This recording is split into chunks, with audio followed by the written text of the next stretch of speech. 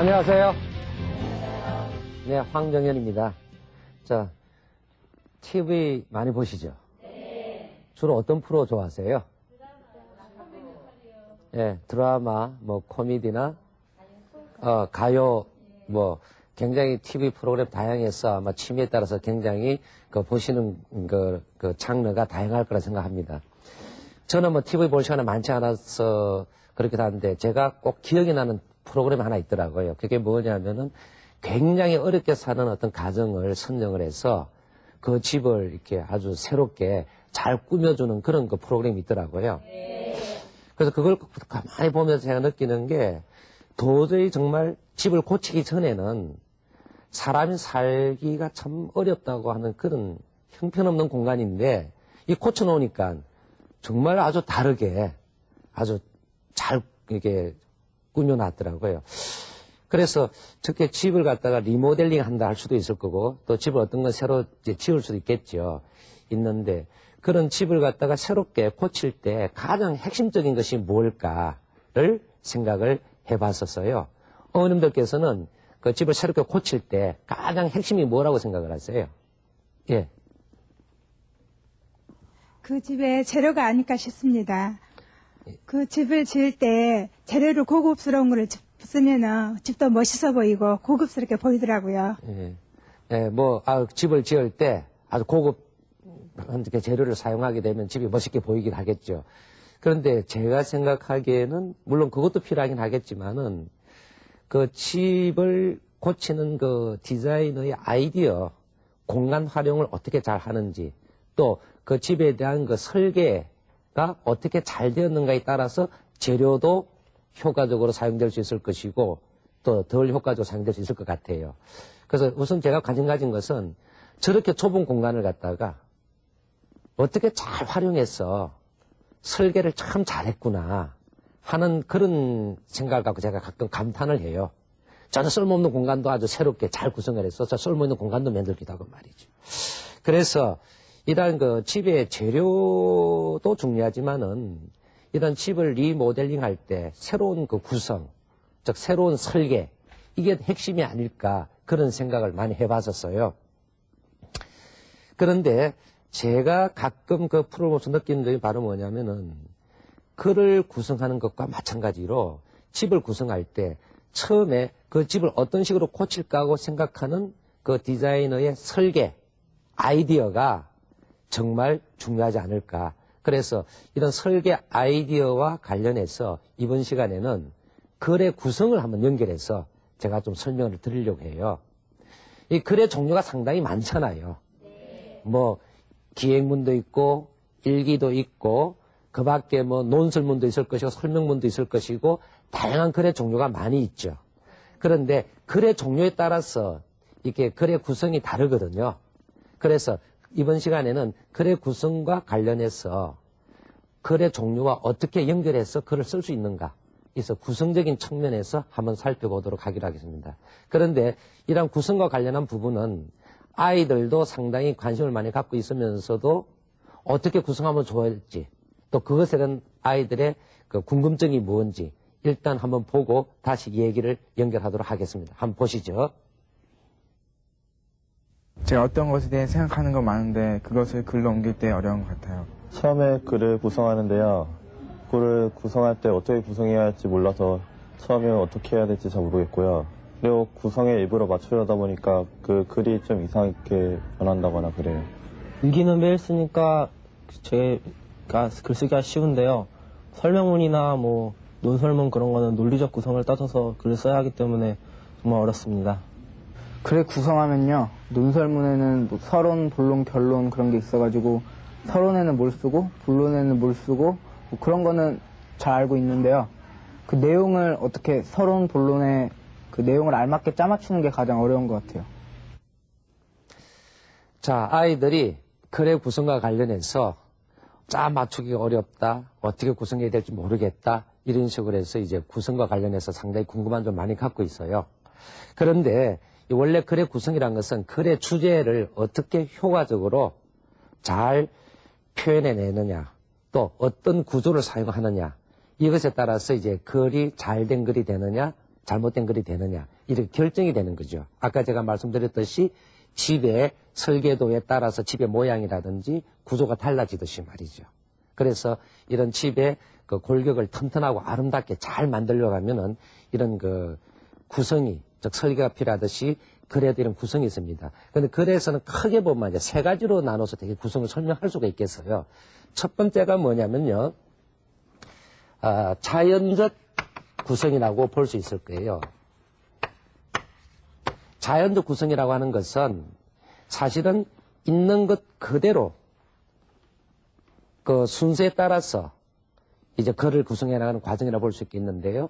여기서 보면 크게 보면은 시간적 구성이 있어요. 두 번째가 공간적 구성, 세 번째가 이제 추보적 구성이라고 이렇게 설명이 됩니다. 일단 크게 나누면은 이렇게 자연스러운 그 구조에 따라서 글을 갖다가 엮어 나가는 걸 시간적 구성이라고 보겠는데요. 그 다음에 두 번째는요, 그 단계적 구성이라는 게 있어요. 이건 아마 여러분 많이 들어보셨을 거예요. 3단계, 그 다음에 4단계, 그 다음에 5단계 구성. 이런 걸 아마 들어보셨을 거예요. 3단계 구성 같은 건 잘 아시다시피 서론, 본론, 결론 이런 식으로 얘기죠. 그 다음에 이제 세 번째가 그 논리적 구성이라는 게 있죠. 논리적 구성이라는 게 있는데요. 이 부분은 이제 그 처음에는 연역적 구성이라는 게 있어요. 그 다음에 귀납적 구성, 그 다음에 인과적 구성 이렇게 됩니다. 그래서 크게 나누면 자연적 구성, 단계적 구성, 논리적 구성 이렇게 되고 또 세부로 나누면 또 이런 식으로 나눠지겠는데요. 이번 시간에는 이제 양이 워낙 많으니까 일단 자연적 구성과 단계적 구성 이 두 가지를 중심으로 제가 좀 말씀을 드리도록 그렇게 하겠습니다. 자, 여기서 보면 말이죠. 한번 그 자연적 구성이란 게 뭐냐? 첫 번째 시간적 구성이라는 게 나오죠. 시간적 구성이라고 하는 것은 우리가 자연적인 시간의 흐름이 있잖아요. 그래서 아침이 있고 그 다음에 점심이 있고 저녁이 있고 밤이 있듯이 말이죠. 그런 하루의 어떤 그 시간의 구성이 있었겠죠. 또 그렇지 않으면은 우리가 그 일기글 같은 거 있잖아요. 그렇죠. 그런 거는 주로 이제 하루의 생활을 기록하기 때문에 하루의 시간의 흐름에 따라서 주로 기록하죠. 그 일기문 같은 건 대표적으로 시간적 구성에 따라서 쓰는 그런 그 글이 되겠죠. 그 다음 두 번째 보면은 또 시간적 구성 가운데서도 이런 게 있을 수 있어요. 그 왜 위인전을 읽게 되면 말이죠. 유년기가 있잖아요. 그 다음에 소년기가 나왔다가 장년기가 나와서 노년기로 해서 한 사람의 일생을 시간의 흐름에 따라서 구성하는 대개 전기문 같은 거, 위인전 같은 것이 보면 말이죠. 대개 그런 그 시간적 구성에도 들어가겠죠. 또 그 밖에 여러분들이 아마 중고등학교 다닐 때 배웠던 그 역사책 있잖아요. 역사책도 보면은 제일 먼저 뭐예요? 상고사란 게 있고, 그렇죠. 그 다음에 뭐 고대사, 중세, 근대 이렇듯이 말이죠. 아니면 뭐 우리가 당군 할아버지 때부터 삼국시대, 통일신라시대, 고려시대, 조선시대 이렇게 나오잖아요. 그것도 역시 보면은 뭐예요? 역사적인 시간의 자연스러운 흐름에 따라서 기술하는 거죠. 그래서 그런 그 역사적인 기록물들 이것들이 모두 시간적 구성에 들어가죠. 그래서 이러한 시간적 구성과 관련 부분이 있을 수 있고요. 그 다음에 이제 그 시간적 구성 외에도 또 공간적 구성에서 보면 말이죠. 어떤 우리가 공간에 들어갔었어요. 공간에 들어갈 때 보면은 어떤 그 들어갈 때부터 안까지 눈에 보이는 어떤 구조를 설명할 때가 또 있잖아요. 예를 들면은 어머님들께서 새로 이사를 가셨어요. 이사를 가셨는데 그 이사 간 집의 구조를 갖다가 친구한테 뭐예요? 설명을 해야 될 필요가 있겠죠? 그래서 한번 그 이런 걸 우리 일상적 생활의 경험을 통해서 많이 알 수 있는 거니까 혹시 내가 친구한테 내가 사는 집의 구조를 설명한다 하는 그런 그 입장에서 한번 설명해 보실 분 손 들어 보세요. 예, 한번 해보시죠. 예, 저희는 지금 현재 아파트에 살고 있는데요.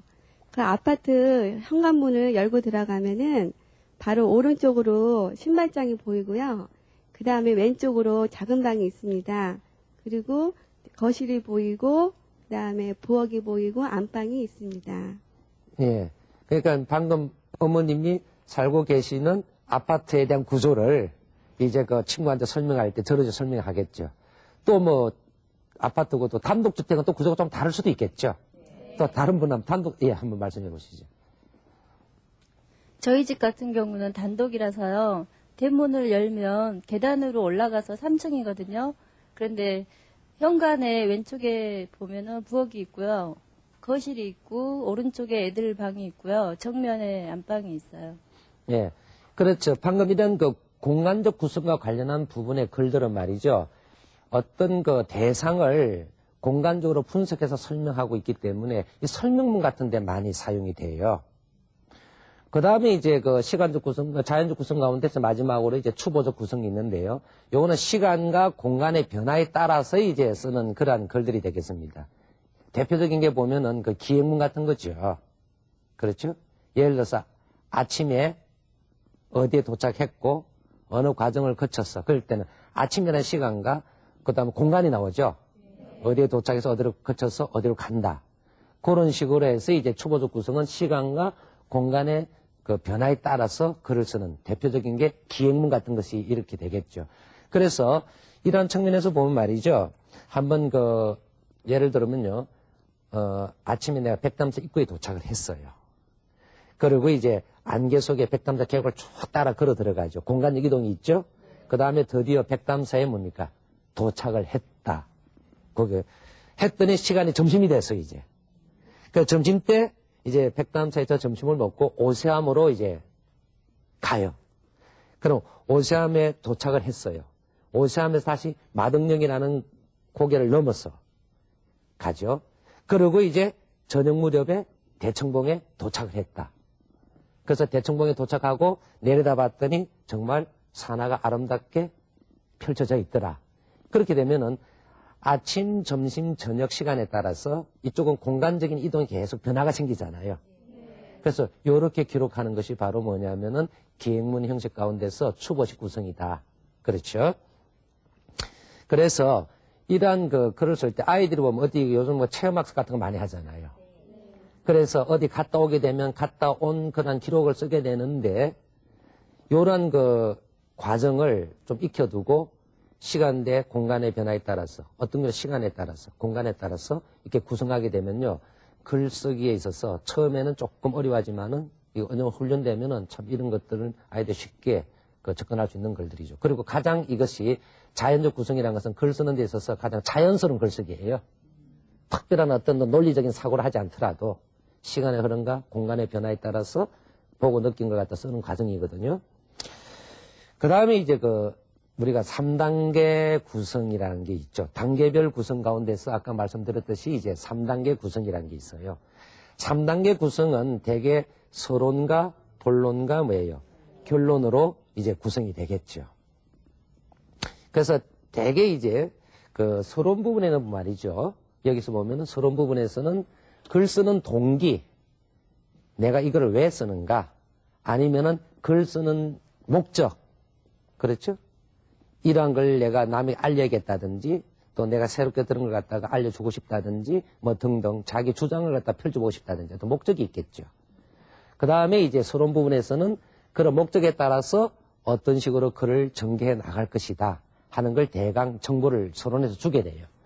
그 다음 본론 부분에서는 이제 어떤 주제, 내가 말하고 싶은 내용, 그 다음에 주제문을 중심으로 해서 소주제를 나누죠. 나누어서 이제 단락을 정해서 이제 써나가죠. 그 다음에 이제 결론 부분에서는 이제 본론에서 했던 내용을 다시 정리하면서 그 다음에 자기의 생각을 마무리 짓는 그런 부분이 이제 결론 부분이 되겠죠. 이거는 가장 일반적으로 많이 사용하는 글쓰기죠. 그 다음에 이제 4단 구성이라는 게 있어요. 4단 구성은 흔히 시와 같은 글에 많이 쓰죠. 조금 전에 3단 구성은 논설문이라든지 이런 거에 많이 쓴다면은 4단 구성은 이제 주로 시와 같은데 많이 기, 성, 전, 결 이렇게 되죠. 그 다음에 이게 소설로 들어가게 되면 발단, 전개, 절정, 결말 이런 구성도 있어요. 근데 기 부분은 되게 뭐냐면은 생각이 시작되는 부분이에요. 그 다음에 성은 그 생각을 발전시키는 부분이고요. 전은 그 생각에서 새로운 생각으로 바꾸는 게 전이에요. 그 다음에 이제 결혼이 이제 마지막 생각에 마무리를 쓰게 되는데요. 대표적인 하나 예를 들어볼게요. 시 가운데서요. 어른들께서 잘 아시는 시 가운데서 그 한용운의 님의 침묵이라는 시 아시죠? 네. 첫 구절 어떻게 시작이 되는가요? 님은 같습니다. 아, 사랑하는 나의 님은 같습니다. 님은 같습니다. 아, 사랑하는 나의 님은 같습니다. 저 이별을 노래하고 있잖아요. 그렇죠? 네. 자, 그래서 참 이런 워낙 유명한 시기 때문에 잘 기억을 하시는데 요걸 갖고 제가 기성전개의 관계를 잠깐 설명을 한번 드려볼게요. 자, 그래서 한용운의 님의 침묵에서 기 부분을 한번 보면 말이죠. 아까 어떤 어머님이 말씀하셨듯이 님은 같습니다. 라고 시작을 했죠. 뭐 단풍나무 숲을 떠났습니다. 그랬죠. 기에서 보면은 님과의 이별을 노래하고 있죠. 그 다음에 이제 보게 되면은 성에서는 이제 님이 떠나서 혼자 남았잖아요. 혼자 남은 사람의 슬픔이 쭉 전개가 되잖아요. 예를 들어서 그 날카로운 첫 키스의 추억은 뭐 티끌처럼 날아가 버리고 어쩌고 하면서 쭉 얘기되죠. 그래서 이별을 하고 난 다음에 슬픔이 오는 것은 일종의 발전이죠. 이별을 하고 나서 혼자 남아서 슬프다. 그런데 요 슬픈 생각을 이제 전에서는 이게 참 핵심이에요. 기쁨으로 전환돼 버리는 거죠. 슬픈 생각을 새로운 생각으로 뭐 전환시킨 거죠. 그래서 전이라 그래요. 되게 기성전결에서 보면 말이죠. 기와 성의 관계에서 전에 오게 되면은 요 생각이 전혀 반대쪽으로 새로운 생각으로 전환되는 경우가 전이라 그러죠. 자, 그래서 요 전을 기억을 하실지 모르겠습니다만은 님이 떠나고 난 다음에 계속 슬픔하고 있는 것은 님에 대한 진정한 사랑이 아니기 때문에 희망의 정수박이를 들어붙는다. 그 무슨 얘기냐면요. 이제 님이 떠났으니까 앞으로 뭐만 남은 거예요? 만날 일만 남았다는 거예요. 그렇죠? 그렇죠? 그러니까 님이 떠나서 사라진 것이 아니라 님이 내 마음속에 있으면은 언젠가는 다시 뭐예요? 만날 날이 있으니까 그 만날 날을 대한 기쁨을 노래한 거죠. 그 다음에 이제 결에 가서는 이제 내가 님을 보내지 않는 이상 님은 내 마음속에 영원히 뭐예요?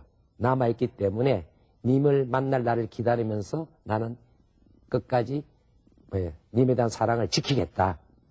이런 식으로 해서 어떤 자기의 뭡니까? 신념. 이게 되죠. 신은 대개 이런 기성전결 이렇게 돼 있어요. 대개 보면 말이죠. 이런 기성전결 구조라는 것은 한시 구조에서 나왔는 구조예요. 그런데 이런 것이 시에만 적용되는 것이 아니라 일반 그 설명문에도 사용될 수가 있어요. 예를 들면은 기가 바로 뭐냐면요. 어떤 서론 부분에 해당할 수가 있겠죠. 그렇죠? 그 다음에 어떤 내용을 갖다가 설명을 하고 그 다음에 이 설명이 올바르다는 것을 뭡니까? 증명을 해주고 그 다음에 결론을 내린다. 이렇게도 될 수 있을 것이고요. 설명문 같은 경우요. 그 다음에 또 이게 소설로 가도 소설에도 4단계 구성이 있고 5단계 구성이 있거든요.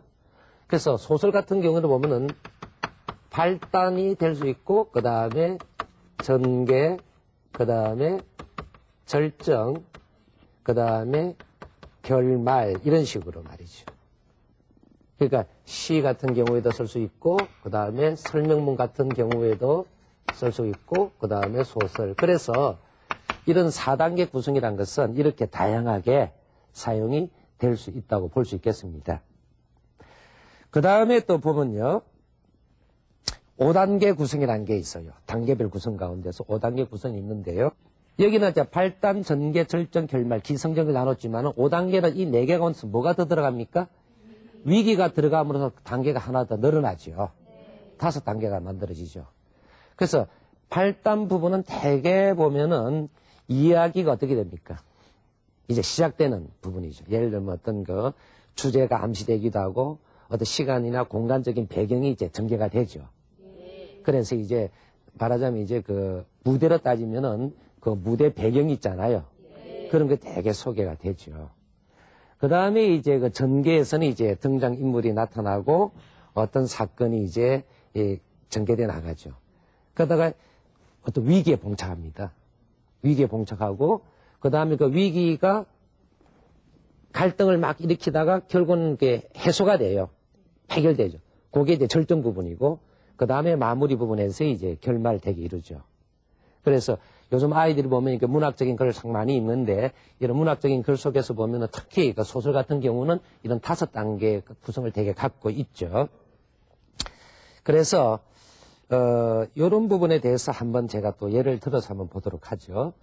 5단 구성에서 소설이 대표적인 글들인데요. 아이들이 어떤 내가 그 소설을 쓰겠다 한다면은 대개 이런 그 5단계의 구성을 염두에 두고 그 절차에 따라서 이제 글을 구성하게 되면은 굉장히 막연했던 생각이 정리가 되면서 하고 싶은 얘기를 자연스럽게 할 수 있다는 거죠. 자, 그러면은 여러분들이 잘 아시는 작품 하나 예를 들어 볼게요. 5단계 구성에서 보면 하근찬 씨가 쓴 그 순환 이대라는 작품이 있어요. 이 순환 이대라는 작품은 이대니까 부자 관계겠죠. 아버지의 순환과 아들의 순환.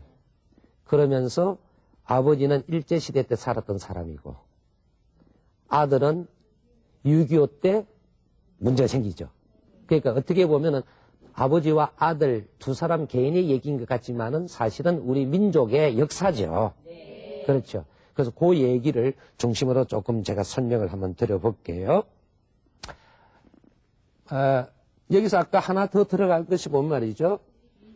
위기가 들어가겠죠? 그래서 이 부분을 한번 정리해서 보면요. 제일 먼저 기억을 하실지 모르겠습니다만은 그 주인공 이름 혹시 기억하세요? 그 아버지 이름.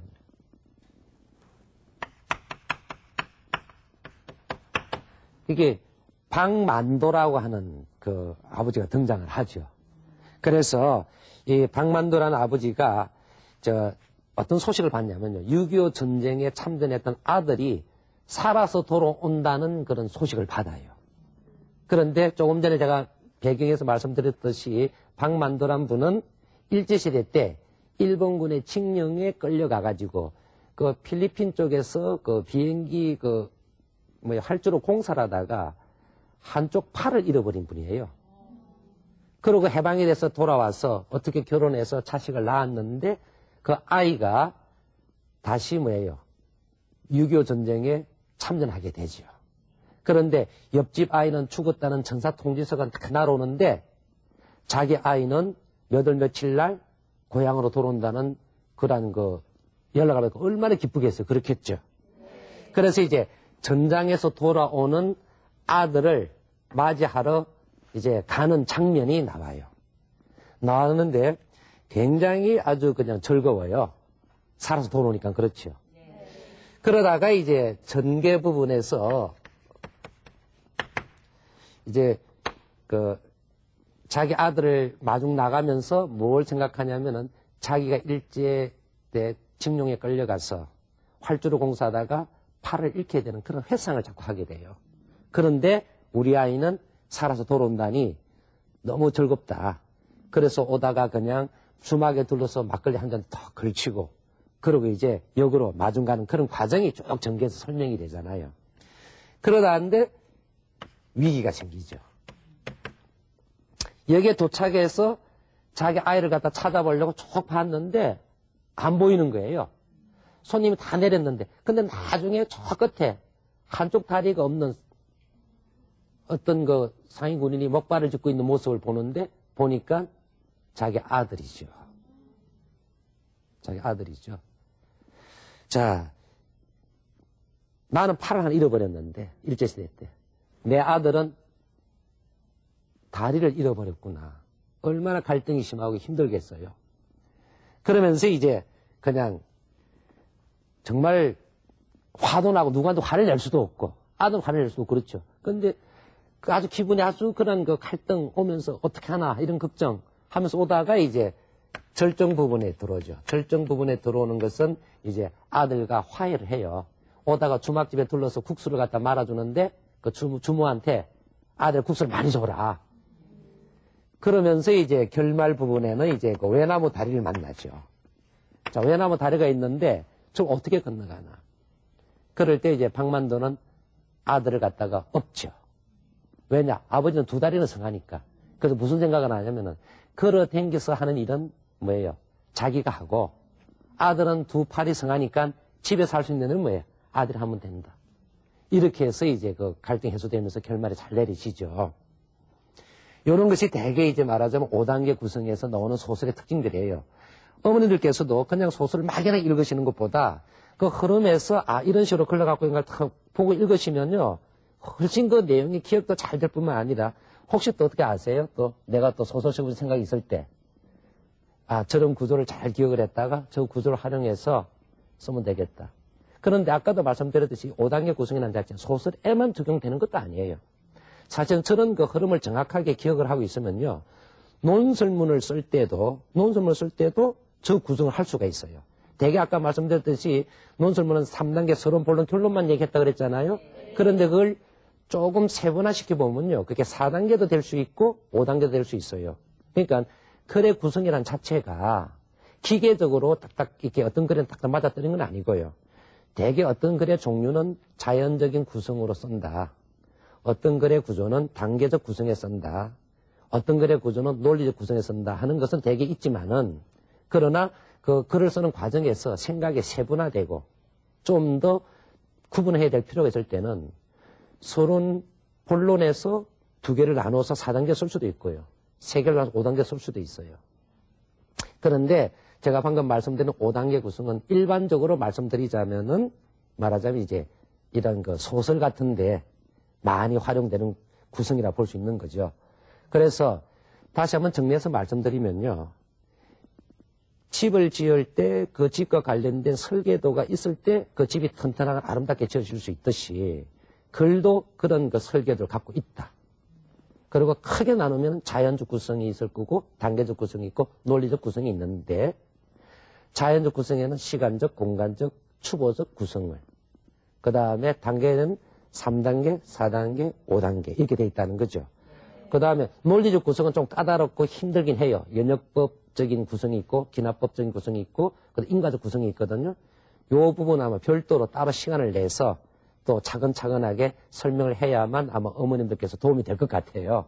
그래서 그 논리적 구성 부분은 별도로 제가 좀 더 설명을 더 드리기로 하고 오늘은 여기서 이만 강의를 마치도록 하겠습니다. 감사합니다.